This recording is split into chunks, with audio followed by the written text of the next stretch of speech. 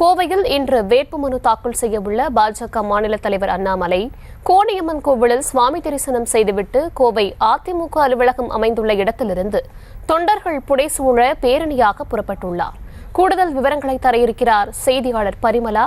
மாவட்ட ஆட்சியர் அலுவலகத்தில் வேட்புமனு தாக்கல் செய்ய அதிமுக அலுவலகத்திலிருந்து மாவட்ட ஆட்சியர் அலுவலகம் வரை கட்சி நிர்வாகிகள் மற்றும் தொண்டர்கள் என புடைசூழ ஒரு பேரணியானது தற்பொழுது நடைபெற்று வருகிறது. காவல்துறையினர் இந்த பேரணி செல்லக்கூடிய அனைத்து சாலைகளிலும் அதிக அளவு குவிக்கப்பட்டுள்ளனர். இந்த பேரணி தொடங்குவதற்கு முன்பாக கோவையில் இருக்கக்கூடிய பிரசித்தி பெற்ற கோவிலான கோணியம்மன் கோவிலுக்கு சென்று அங்கு சுவாமி தரிசனம் செய்த பின்னர் பேரணி தொடங்கும் இடத்திற்கு தற்பொழுது வந்து பேரணியானது தொடங்கி இருக்கிறது. இந்த பேரணியில் பாஜகவினுடைய மாநில தலைவர் மற்றும் சட்டமன்ற உறுப்பினர் வானதி சீனிவாசன் ஆகியோர் உடன் இருக்கிறார்.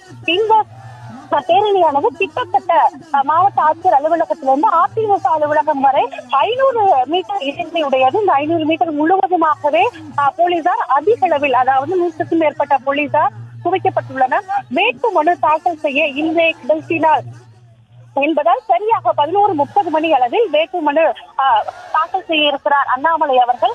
தொண்டர்களை கிட்டத்தட்ட 1000க்கும் மேற்பட்டோர் இந்த சாலை முழுவதுமாகவே சூழ்ந்திருக்கின்றனர். அந்த காட்சிகளையும் நம்மால் பார்க்க முடிகிறது. மேல தாளங்களுடன் சந்தோஷமாக வேட்புமனுவை தாக்கல் செய்ய தற்பொழுது பேரணியாக அண்ணாமலை அவர்கள் வந்து கொண்டிருக்கிறார்.